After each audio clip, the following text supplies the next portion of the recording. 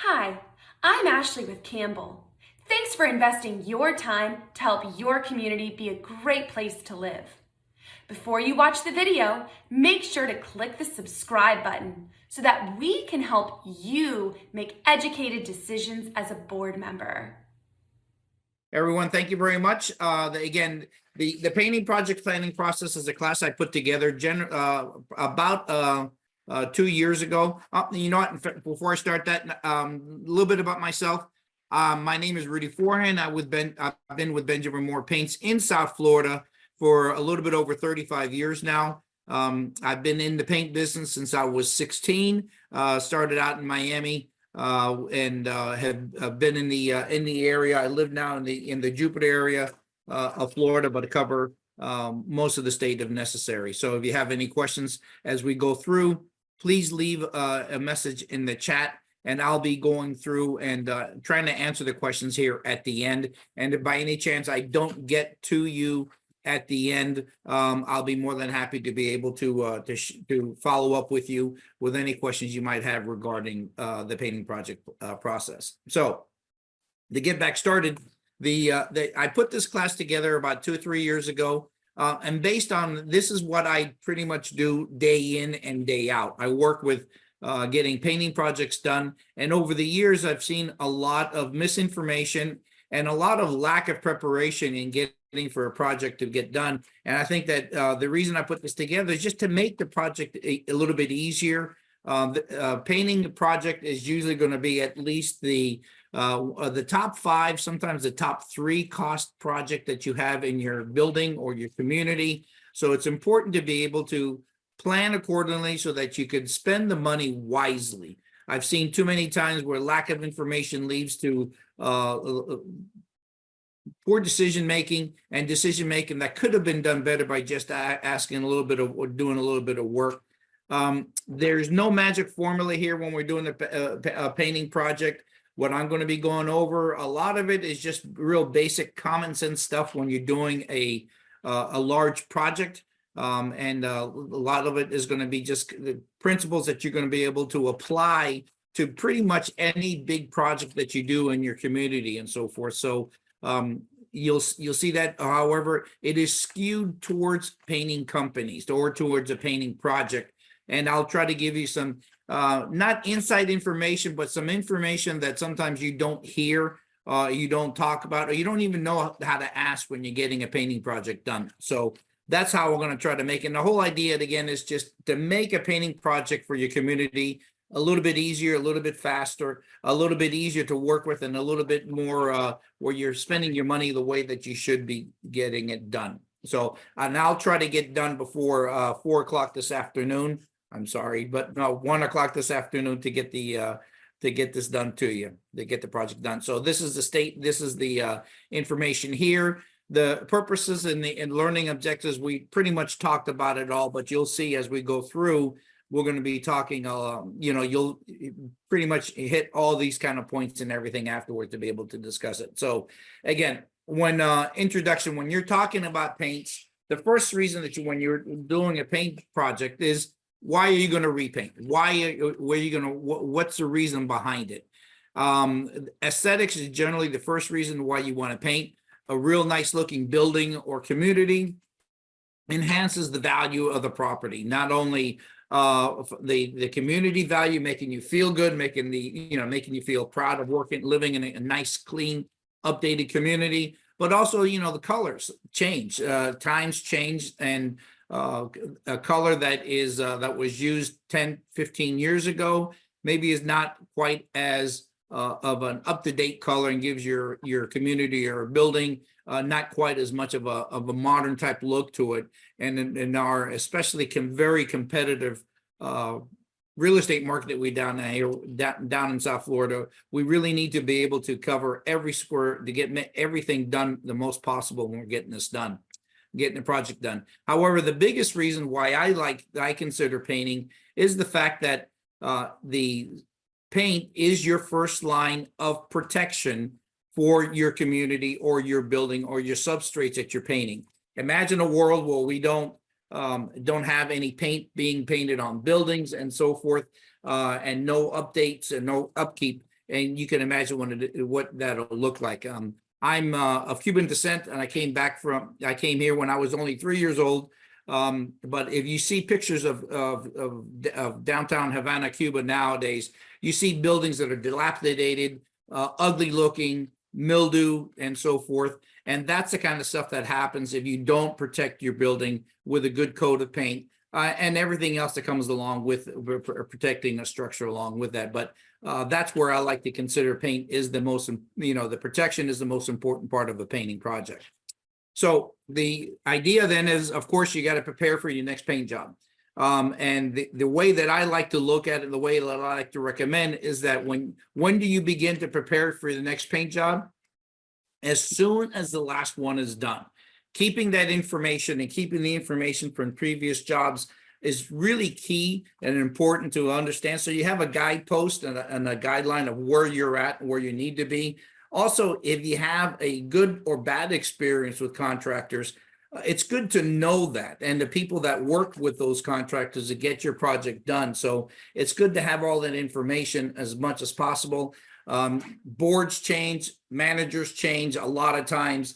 The information, you'll be surprised to how many buildings and communities are painted, and they're using the same contractors or different contractors that have had a really, had a bad experience with the last time it was painted. So that's why it's always a good idea to keep that information and start planning and have a plan, and be responsible as you move off the board, to be able to pass that information along to the next set of people that are living that are going to be running the board, just to make the job a little bit easier and to be a little bit more responsible for it.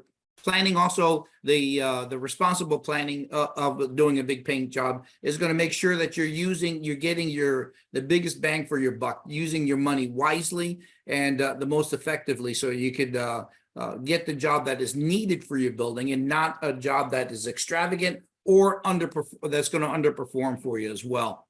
One thing that I do recommend is that when you're working with when you're considering a paint job, try to see if you could consider creating a paint committee. The whole idea behind that is to vet all the vendors, to vet the people that you're going to be working with, so that you can make the presentation to the board.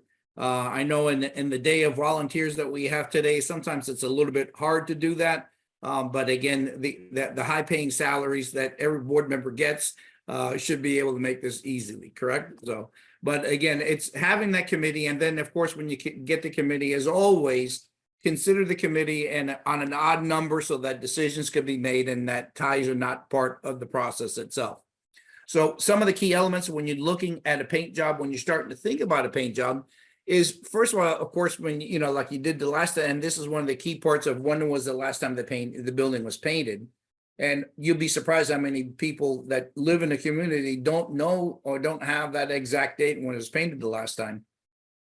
It's of course to identify when the painting is required.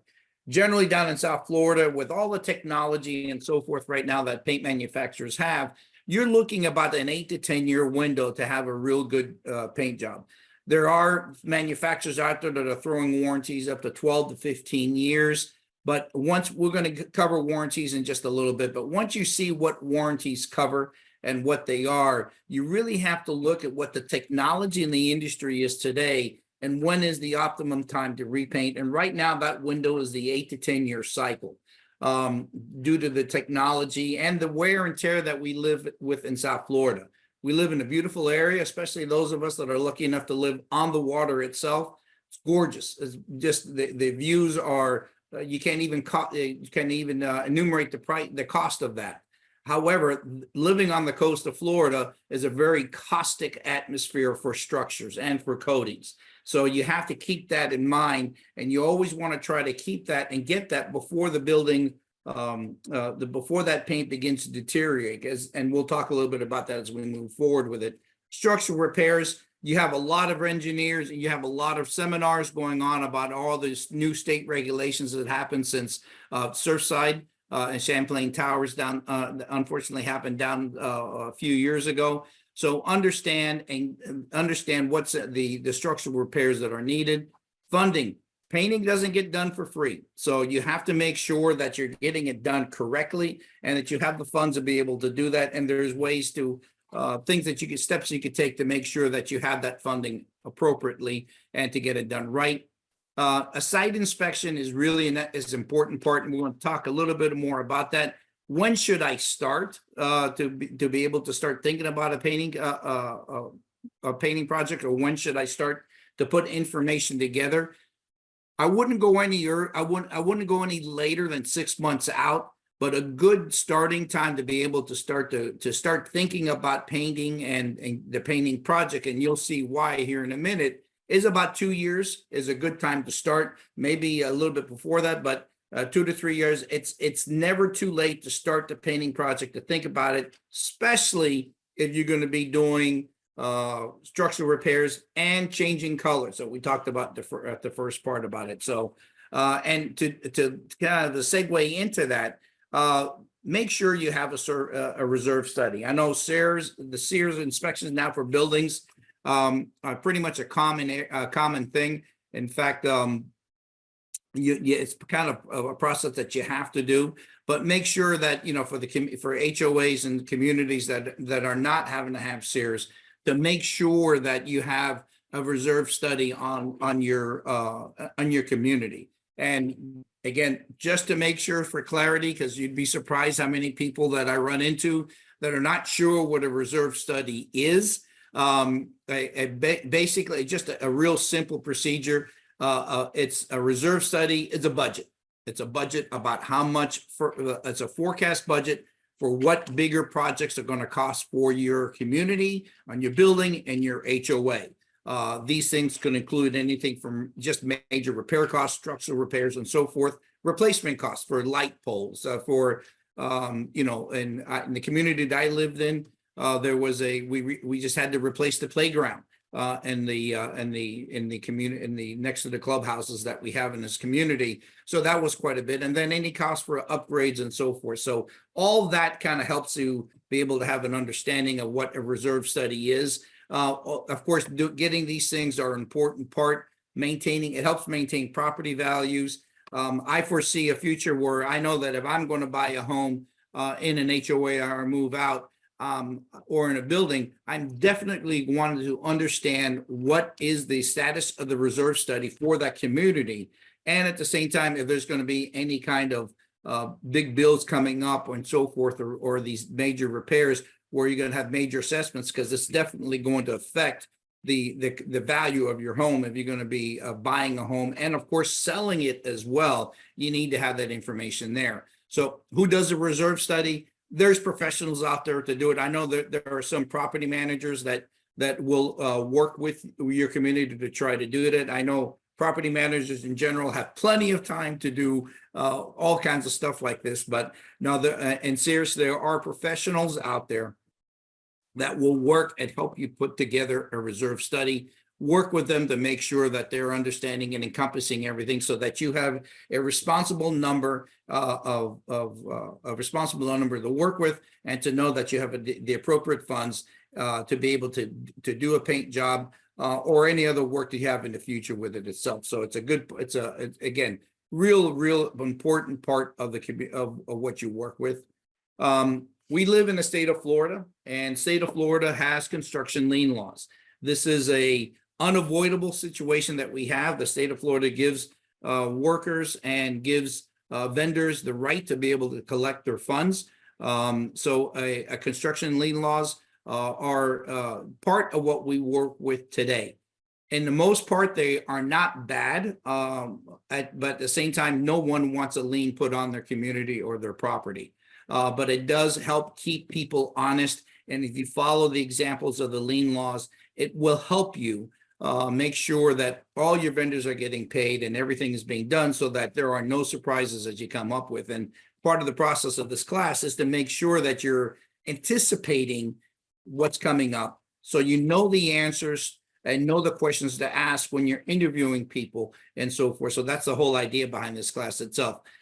There is an attachment that I have that Ashley could send out to you from the Department of Business Regulations regarding construction lien laws, so you can understand that itself.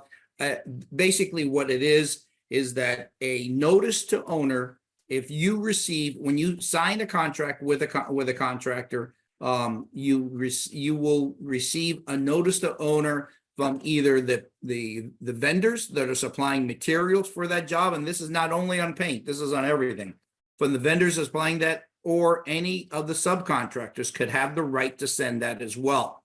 And the only way that you can get a lien applied to you is if you receive that notice to owner. That should be sent by certified mail. If you do receive a certified letter saying that you're being notified that there will be a lien of rights enacted if not paid, what ends up happening is that when you start paying your contractor, make sure that any kind of payments made to that contractor, when you're making that, handing that check over, make sure that contractor is giving you, if it's going to be partial payments, giving you signed copies of a partial release of lien for the amount that they're paying. And this is, and again, this is something that's important. And those releases of lien cannot come from the contractor. Those releases of lien must come from the companies that sent you that notice to owner during that partial release of lien. It's a pretty simple process, and everybody works it. It works pretty simply, but it is important to understand that and to know that. And to work with that particular system. I've seen situations where a notice to owner was sent and payments were made to the contractor without acquiring these partial release of liens. And at the end of the day, the contractor you ended up the vendors had a larger bill to the community than what they owed the contractor. So make sure you're doing this. Using your attorney to be able to understand these laws is key to be able to make sure you understand this, and work with your contractors and suppliers, and to make sure that this is being taken care of, because you don't want to get surprised when you're doing your paint project. So some of your product considerations when you're looking at the project: is it going to be an update or an overhaul? Are you going to change colors? Are you going to be doing other things? You want to change the look of your community, add some things to it. Understand, of course, the state regulations for that we're dealing with now in SB4. Understand that, and again, I'm not going to jump into that because there's plenty of classes for that. A lot of times, if you're going to change colors or you're going to be changing pieces in your community or overhauling, our votes needed to get to that point. Everybody's docks are a little bit different. I've seen docks where the board themselves can decide a color change to where up to 75% of the community must vote on a color change. So make sure you understand on that.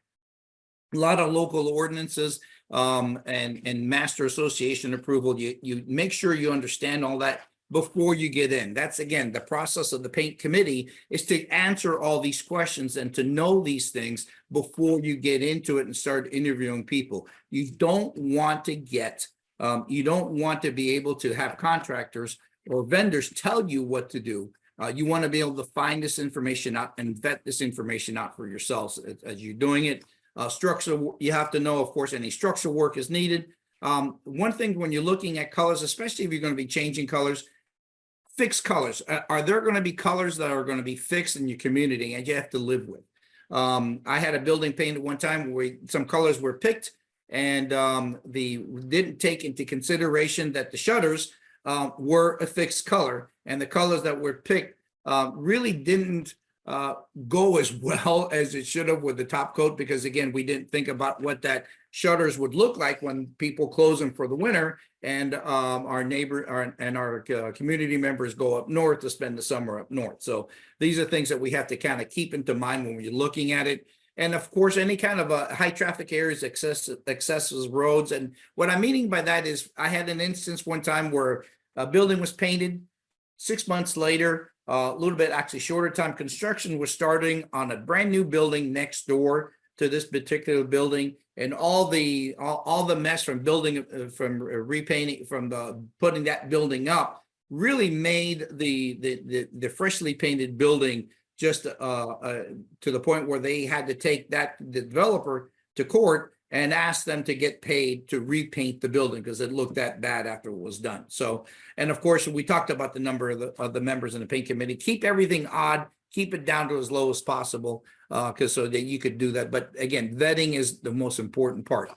Structural safety. This is the buzzword ever since the unfortunate incidences that we had at Champlain Towers down in Surfside. We have to. This is something we have to deal with. And the regulations state for anything anything from 3 stories and up. I always like to think about, and at this point, we have to think about anything 1 story, 2 story. Think about that, the structural safety. And one of the things that came out of the Champlain Towers is that the structural safety is a fiduciary responsibility of the board. Understand what fiduciary means. That means you could be held liable for these things if you're not doing the work right. If you're not taking safety as the top priority. So make sure you have to do that. Again, part of the process, like we do along here, education is the best defense. Know the answer before you ask them. And the only way you're going to do that is by doing this research, vetting this process out, and understanding that you want to be able to have answers and at least know what these answers, what you expect to see, and not get surprised or blindsided by somebody coming in saying you have to do this or you have to do that. Everything information is out there. There's no secrets on getting this information. It takes hard work. It takes a process to go through it, but it will do it.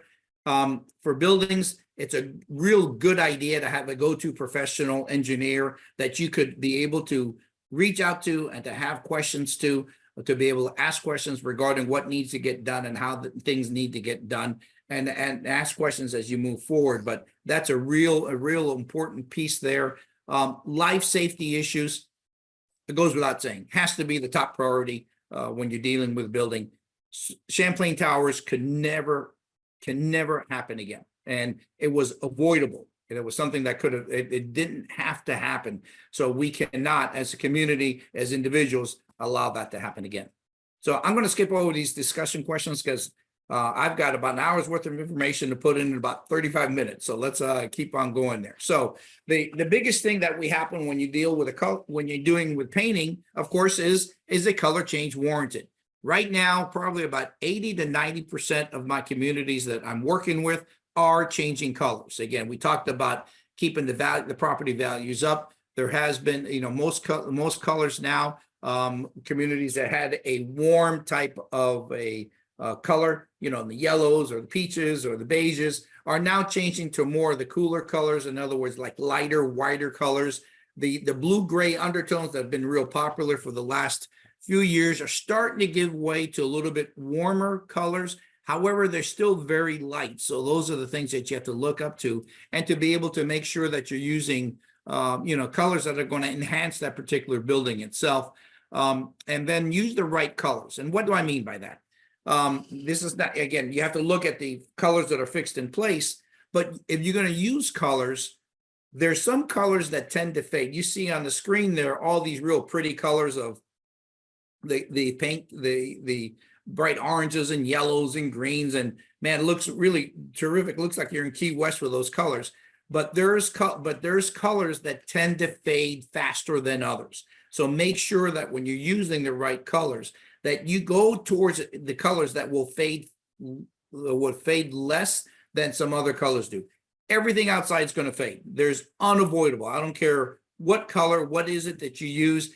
In our environment with the subtropical climate that we have, everything will fade, but use colors that will fade less than others to help enhance the longevity of that paint job itself. And if you have the luxury, it's great to have a subcommittee for color selection, because trust me, when you're selecting colors, that is the most emotional part of any kind of a paint job. I've had people actually leave their community, leave the building because they did not like the color. I've even seen threats in board meetings where people actually talk about blood when they're talking about color changes. So it's again, it's a very emotional topic, and everybody wants their piece on it. But having that committee makes it real big important. When you're looking at colors, just kind of a key.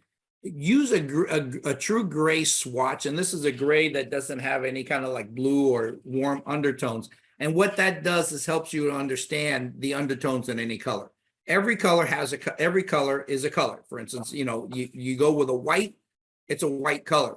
However, when you look at different whites, you'll see there's an undertone that some have a grayish color, some have a bluish tint, some have a kind of a yellowish tint. So it changes the temperature of the color itself to make sure that that you're using the right tone. And you have to understand that when we talked about using the right colors, but green shades are something that you want to think about, because what do we have in South Florida? A lot of green around us. Sometimes when you use a green, the building doesn't stand out when you're using a green color. So you have to make sure that you're keeping that in mind. And dark on dark hues, what I was mentioning before, and this is where most of the colors are going to, everything fades in South Florida, even the lighter colors. However, the darker colors, you will see more of that change than you will when you won't. And that is not a part of the warranty. Fading is not guaranteed by any manufacturer right now on any surface. Heck, think about leaving your car parked in one spot for 10 years without washing it and just depending on the rain. What do you think that car is going to look like? So keep that into mind. Considering the sun's temperature, that's basically just looking at the color looking at your color throughout the day, because a lot of times when the sun's shining on it directly, it's going to make that color appear differently. So understand that itself when we're looking through it. So product drawdowns. One thing that you want to do when you're working with a paint company is to make sure all those colors that we're talking about, nothing is ready mixed anymore. Everything now is mixed. Even the whites are mixed, believe it or not. So make sure this card that you're seeing on the screen there, that's what we call a product drawdown. So in other words, what you do is when you select your manufacturer, make sure that that manufacturer is going to give you a drawdown. What that is essentially they mix up a gallon of the paint color that you're going to be using and the paint you're going to be using it, put it down on a card similar to what that looks like there, and then have the board or whoever's responsible for the project to sign off on that color. 3 copies of this thing are made. So then what ends up happening, one goes to the manufacturer, this is a supplier, one goes to the painting contractor, and one stays with the association. So that way colors are made. Everyone knows what the color is supposed to do. And they're supposed to be. And if anybody in that chain from the supplier to the painting contractor puts on the wrong color, it's not the problem of the association, because that's already been reviewed and discussed and signed off on. So make sure that that happens. At this point, when you're getting into the process, and we're halfway through this class, before you select a contractor, before you select an engineer, before you select any of this, and again, this principle applies to any big project, understand what materials that these contractors are putting on for you. Okay, in paint, it's a real big, to me, it's a real important piece, because there's a lot of differences between coatings itself.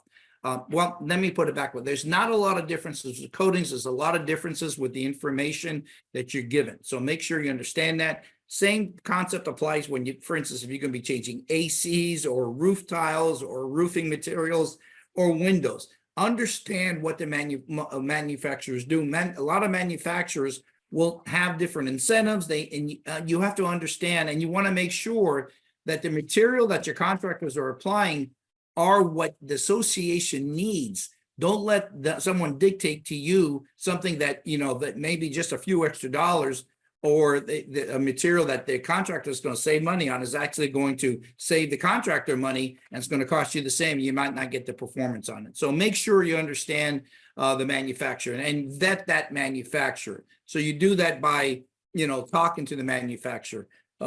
Make sure that, that specifications are brought up. We're going to talk about that in a minute. Make sure find out what kind of services that these manufacturers have. What kind of record keeping? Where is the store going to be at? The last thing you want is a painting contractor coming into your area, and then, okay, they're gone. The building looks great, but then 6 months down the road, I need to touch something up. Where is the paint store from? 15 miles away. Now, you could say that Ben Moore sold it all over the places, and Sherwin-Williams and all these other manufacturers, they are. But when you're mixing materials up and mixing colors up, and you're doing that drawdown, that drawdown will have that formula. So that formula makes sure that you're getting the right color. And by having a job that's maybe, by having a store that's 50 miles away can be real inconvenient. So those are some of the questions that you could ask on it. And then, of course, ask to the manufacturer, ask if they will assist in project management. This is what you're seeing on here is a copy of the specifications of a typical set of specifications. And basically what that is the warranty for your paint coating comes from the manufacturer. So why would you want to let a painting contractor tell you how to paint the building? Let the manufacturer be able to do that for you. And that's what the specifications are. They'll give you the scope of work. They'll give you the what's going to be painted, what's not going to be painted. They're going to give you special instructions on there as well, any kind of terms and conditions. So again, as when you start talking to contractors, you have something to guide yourself by to be able to work with. And then, of course, in the painting part, you're going to talk about the preparation, the coatings are going to be used and so forth. So that way, and how that coating is going to be done. So you're not surprised by things that are as you get things done. And again, and one of the other benefits of getting a specification from one manufacturer is that when you put prices out to painting contractors, you're bidding apples to apples. You're not going to be surprised by if you get 5 different contractors to give you 5 different proposals and you don't tell them what to use. Trust me, you're going to get 5 different materials, 5 different methods. You're going to get prices all over the place. So, but if you get this done beforehand, you are dictating to that contractor, okay, this is what I want you to use. This is how I want you to do it. And then you're able to understand with more what the contractor is telling you. And trust me, the good contractors understand. They work with manufacturers all day long. They work with specifications and they'll understand and not try to recreate the wheel and come up with something that's going to work for you, and make sure that they stick to that itself. And the other thing as well is to make sure that when you're getting these prices from the contractors, make sure they're sticking to the same format that the specification does. I've seen too many times where confusion exists because the options that are being used, you have options or you want special pricing for things. Contractors will tend to make it look differently because they're competing against each other. And I've seen issues where, for instance, I include caulking around windows on all my communities, all the buildings as part of the process. I had a contractor actually put that as an option. The association forgot to or did not notice it and did not check that box. So as the job got started, I was asking why are the windows not being caulked. The contractor came out and said, hey, they didn't check off the box. And I'm going, but it's part of the specification. And I go, it's the contract that makes the difference, not what they sign, not the specification. So they were charged the job once they got the windows caulked, they were the most expensive contractor on there. So make sure that these specifications are included as part of the contract. So that way there's no any kind of there's no kind of differences you could see on there. And again, some of the services that manufacturers offer are low-cost services. For instance, there are some manufacturers who will offer color consultation for free, color renderings for free, delivery for free, and so forth. A lot of manufacturers they have established relationships already with contractors and engineers, so they can give you a good record on that. Make sure that you understand where the records are kept. So that way, as you move on, the board has a place to be able to fall back on. Just like I said, you should have a go-to professional for structural work. You should have a go-to paint people to be able to work with your community. It makes things a lot easier and consistent for your community as well. And make sure that you have the color numbers. And some manufacturers and suppliers will actually give you a discount to the people in your community if you use their paint for painting their projects itself. One of the parts I want to talk about here is paint warranties. We were talking about paint warranties go from 5 to 15 years. Typically, you're going to see out there is 8 to 10. If you're going beyond 10 years with the wear and tear of what the coatings are, it doesn't really make much of a difference. And let me go over some of the reasons why. The warranties only apply to masonry surfaces, not the wood, not to metal. In some cases, you can get a warranty on metal. It's not going to be as long as the warranty on the masonry surfaces. Fading and chalking are not covered by warranties. Read the warranty. When you're interviewing your paint manufacturer, read the warranty. Read the fact that peeling and flaking, they're not covered by the warranty if it's caused by another coat of paint. And what am I talking about here? When you're painting your building, there's already an existing coat of paint on the building itself. The manufacturer, the contractors are not removing that coating. They're painting on top of that coating. That's standard. That's the way it works. Their method of application and preparation is going to help discover there's any kind of a problem. But a lot of times that old paint will not flake off of there. So if at some time during the future you have some bubbling or some peeling, and it is found that the previous coats of paint that was already on the building is peeling, the manufacturer of record of the last time was painted is not responsible for that peeling. So those are some of the things you have to keep in mind for. And then a coat of sealer, one coat of sealer and one coat of paint is generally what you need. However, you're changing colors, sometimes you need that second coat of paint because no coat of paint is guaranteed one coat coverage. And then make sure that you understand, read the warranty. There's a lot of things being said out there right now that, hey, there's a lot of wind-driven rain warranty products that are out there. There's a lot of dirt-resistant products out there. Those are claims. Those are not included under the warranty. So what happens if a building is dirty afterwards? What do you have? What kind of recourse you have? And if it's not on the warranty certificate, you're not there. You're only depending on the goodness of the supplier that's doing the work, and you know how that sometimes will work itself. So make sure you understand that. Again, I'll skip through these because we're running a little bit of time. Paint is pretty much there. Again, I have a whole class on this, and I'd be more than happy to do this class at another time. But paint is what you're seeing on the screen here is essentially what paint is made of.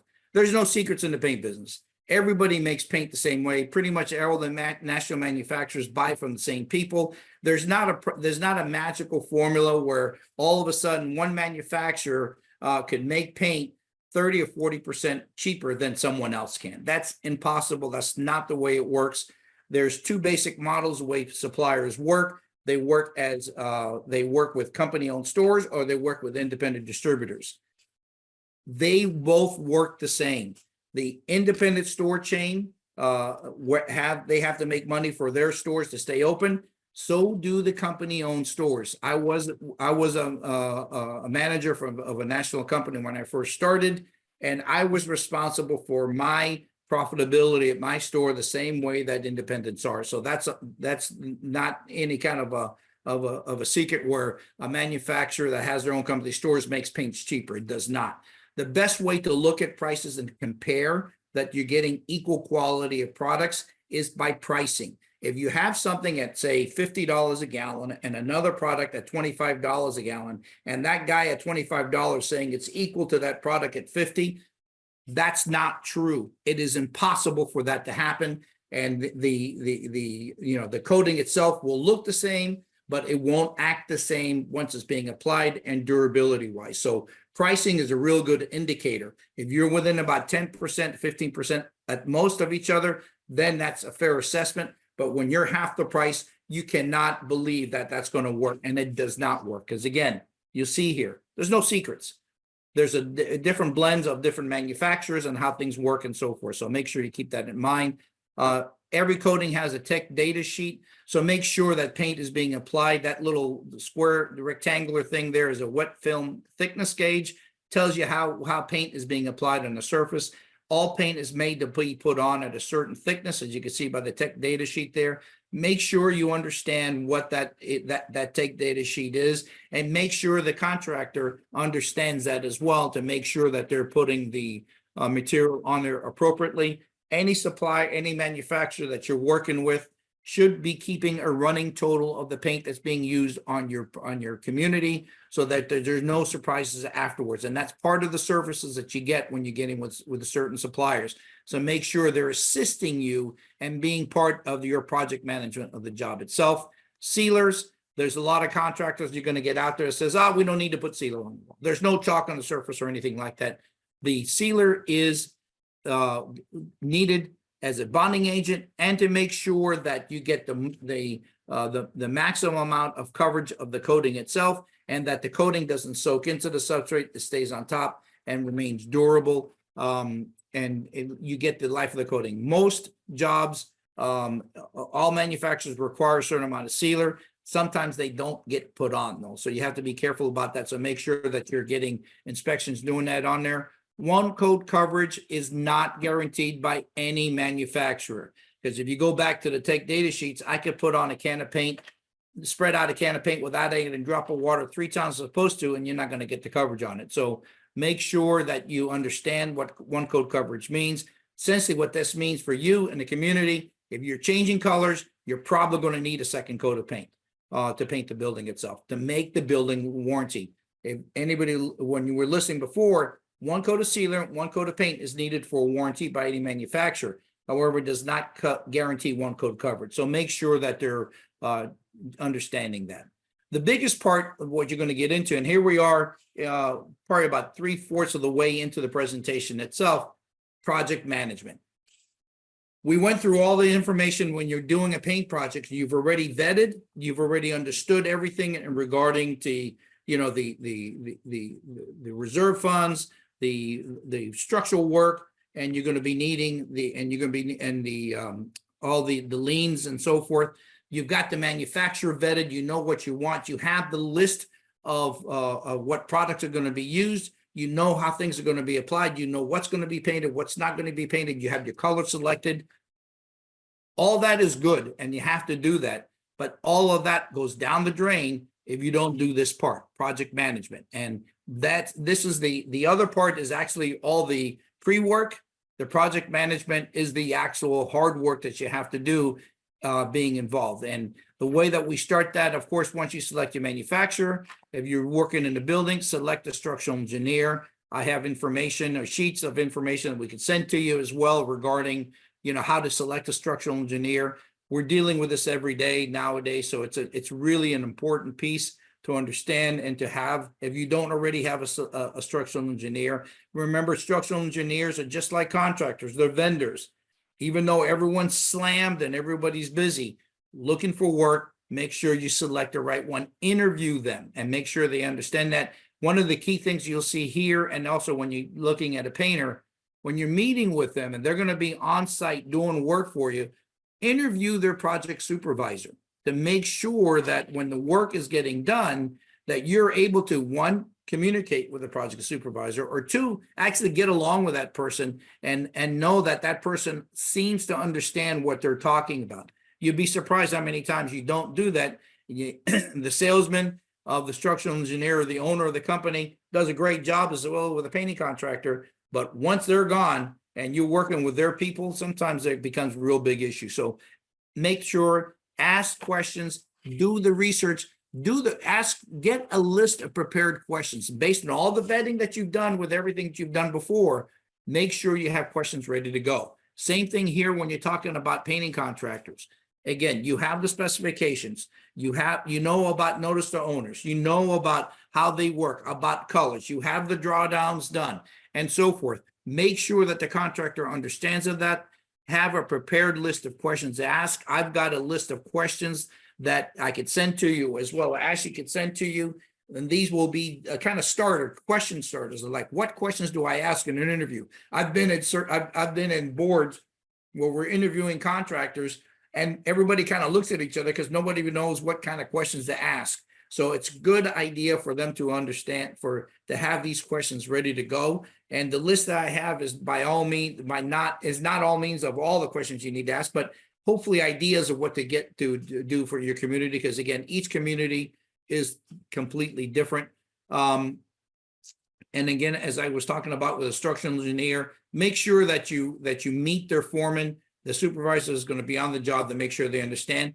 And you know what? Part of the process going back to getting the paint manufacturer is that paint manufacturer going to help you? Are they going to assist you? Are they going to be there for the interview process? Are they going to be there for their representative and so forth? And a lot of these contract, both the engineers and the contractors, they already have people they work with, and they have people that they're comfortable with to get the job done, to get the job done. However, you don't know them and you're not sure of them. So that's why you do this vetting process before. And these engineers and restoration painting contractors will work if they want to do your work and do your job. They will work with you, and especially if you know what the answers are to the questions, they will work along with your suppliers and with the stores that you want to work with to make sure you get the job done right. So that's just, but again, have these things taken care of and understanding. So we'll move on to that. Now, here's the other part, the biggest part when you start getting all that other work, you've gone through, selected the manufacturer, the coatings, you got your colors, you got your engineer, and then you got your painter already selected. The biggest thing that you want to be able to figure out here at this time, this is when the real grunt work starts. This is where you have to really start getting involved in the process. If you're not involved, if someone from the board or someone from the manager or someone else is not involved in the project, you will probably not get as good of a job as possible. Now, a lot of you saying like, but I signed a contract. They said they're going to do this. How many times does that really happen? How many times do we get involved with things that we don't get, that some things that is being promised doesn't really happen. So what you want to try to do is you're going to have to be involved. There's no shortcuts. But again, as you work through this, you're working with these people. This particular business, from working with engineers and contractors and paint suppliers, it's a relationship business, just like a lot of the other businesses are. It's about working together to get a project done. Most manufacturers, contractors, engineers will appreciate that. The more involved that you are, the more that they know that they're going to be kept honest. It's going to help them make their job better. It's going to help them make sure that, the right materials are being used, the right quantity of materials are being used, and then so forth. So make sure that you kind of understand that and get involved with it. The pre-job meeting is essentially, after you've done all that work, is to get everybody down together in a meeting before the job starts, and then you're going to decide the entire process of the project itself. In other words, are there going to be, what is the scope of the work? Not the scope of the work, but what is going to be the process of the work? Where they're going to start? How it's going to be working around? What does the coating, the contractor or the engineer need to be able to get the process done, to understand that, so that you as the board member or the part of the community member could communicate back to the rest of your community of what's going to be happening, when's it going to be happening. Because again, a paint project and a restoration project are very disruptive. If you haven't been involved in one already, you already know how disruptive they could possibly be. So you want to make sure that you have the scope of outline. If you get everything prepared and you know what's coming, it's a lot easier to get ready for that than if you're trying to waiting for that to happen afterwards. So make sure that you're going through that itself. Decide who's going to be involved. One of the ways that I find it easier painting when you're doing a painting project of some kind, of any kind, is I like to have at least weekly inspections where we just kind of basically go through what the contractor is doing to make sure that the contractor is using the right material. Gives me a chance to review their purchases, make sure that they're doing things the way that the specification stated. And then at the same time, it gives you an opportunities. I haven't been to a particular project, to any project in my 30-something, 40-something plus years in the business where you haven't been surprised by something on the project that was overseen, something that came up. So you have to be able to understand that to be able to get ready for that. But getting this pre-job meeting together, understanding everybody's roles, when things are going to be setting, when things are going to be done, is a real important piece to make sure that that the project gets off to a good start and continues to move. This part here, the actual inspections, is really important. You want to be able to make sure, I would meet minimum weekly, maybe sometimes on restoration work, concrete work, you could back that off a little bit because concrete work does take a long time. But at least at the same time, what ends up happening is that you're making everyone accountable. You're bringing the team to the table to be able to understand what is going on the project, understand the problems that are coming up, issues that you're having with certain members of the community, and certain issues that are coming up. You don't want to wait till the end of the project to be able to see things and to understand things that are coming on. However, you got to get involved. You have to be able to make sure that you have to do that. Taking back to the pre-job, one of the things you should do is to make sure that you'd be surprised how many times the contractors on site don't have any idea what the specifications are, don't understand anything of what the prep is supposed to be needing. So you make sure that everybody understands that as well, and that they're being held to that standard as you're doing these inspections and as you're going through it. It takes work. It takes a lot of effort. But if you do this work and you do this effort, you're going to get a lot better project done in the long run than if you don't do this, particular work itself. And then, of course, after you get through the inspections, there's going to be the final inspections. And on the final inspections, this is where everything kind of close everything out. You don't want to go through all the work that you've done, all the effort that you put in, and to make sure that at the end, when you're going through your inspections, one of the things that you should be doing, as we talked about before, if there was a notice to owner sent, then the contractors should, if you're signing checks to the contractor, and which is a common practice as the work rolls along, make sure that the contractor is giving you partial release of lien from those people that sent that notice from the companies that sent you the notice to owner. Don't let the painting contractor give you a release of lien themselves. That doesn't do you no good. It has to come from the same company that sent the notice of owner. If that notice of owner is not sent by the supplier, you're good. You don't have to worry about it. But if they do, you have to be able to make sure they're being done. Make sure that everything is paid. When you're working in the community, make sure that you're having an open communication with the community. If there's questions, make sure that any touch-ups, anything that needs to be done, any outstanding concern needs to be done is taken care of at that time. You want to be able to look at it and understand it and make sure that everything is done and that everything is, all the T's are crossed, all the I's are dotted, and that the contract and the specifications have been fulfilled, and then that the warranties will be issued by the manufacturer. And the thing about warranties, if you read a warranty from a manufacturer, the one thing you're going to see of a paint manufacturer is that there's based on what we talked about warranties before, there's not a whole lot of stuff that we're covering on warranties. There's not a lot of stuff on there. So relationships is real important to understand. And whether an actual warranty certificate is actually used, is actually issued, is really not as significant as the fact that you keep records, or that records of the paint that was used on your job is kept. Because if being in a relationship business, the contractor or the coatings manufacturer, they want repeat business, and we want to be able to paint your building another 8 to 10 years down the road to make sure you do it. And as we're going through, one thing that I forgot to talk about when we were talking about warranties, when you're selecting a contractor, warranties from the manufacturer will come 8 to 10 years. So make sure that make sure that there, but make sure that the contractor, and if you read the warranty, those are limited warranties.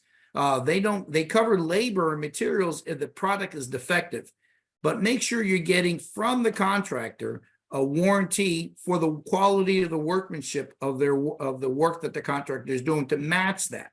So that way you have there is a little bit of you have a connection to the contractor, the supplier, to make sure that we're all together on making sure this is done and make sure that the work is going to be done correctly. So after you do all that, and you get your everything signed off, get everything paid off, you're done. The paint job is over. You're going to have a beautiful looking building. You're going to have a beautiful looking community. Remember, paint doesn't last forever in South Florida. So you have to understand that no matter all this work that you're going to do, it's not going to last forever. The SB4 and all the regulations saying that every 10 years you have to do another certification of your building to make sure that there's no more structural work is being done. So more than likely, that's about every 10 years. So a lot of times, if you have restoration work done at one point in a building that's 20 to 30 years old, now it's going to be 10 years older in 10 years. So you're probably going to have more restoration work to be done. And you want to be able to tie in the painting work with the restoration work on these big buildings, because if not, you don't want to leave the patches on the building because it's going to make an eyesore, number one. And number two, if you try to paint just the patches, you're going to have polka dots all over your building, and that's going to be an eyesore as well. So make sure that the schedule is being done. Prepare for the paint job, the next paint job. All those notes and all those meetings that you had to keep everybody together, make sure that you have that in the digital format. We're in 2024. Pass that along. Be responsible for the board that's coming after. Even if you get out of the community, it's only professional and only courteous to pass that information along. SB4 is not going away. It's going to be continuously changed as it has. Make sure you stay on top of that. The idea to repaint, remember, paint will not last forever. If you start to get a little bit of chalking in the surface, that's the time when you want to repaint. I'm depending on that coating on there. Chalking is an indication that the paint is falling apart. That's why you want to use the best quality coating as much as you can when you're painting on there. Planning for HO, the budget is appropriate. Make sure you have the paint committee, what the paint committee went through to come up with the answers. If you can, get a copy of the digital warranty, and make sure that you have all the the stores where the material is coming from, that they have the records and so forth like that to make sure everything is being done. And then at the end of the day, that's pretty much it. I mean, you'll have a good paint job and you'll go from there. So again, one thing I like to say at this point, if you have any kind of if you can fill out the feedback, I would appreciate it. If you have any project coming up, I would be more than happy to help you out and to be a part of your process. If not, use this process with regardless who you work with to make sure that you're getting the work done the best way possible and you get the best bang for your buck, and be responsible for the people that live in your community. So other than that, thank you very much. Ashley, thank you, and Campbell Property Management for the time, and I appreciate it very much. Thanks for watching. For more great educational content, click the subscribe button now.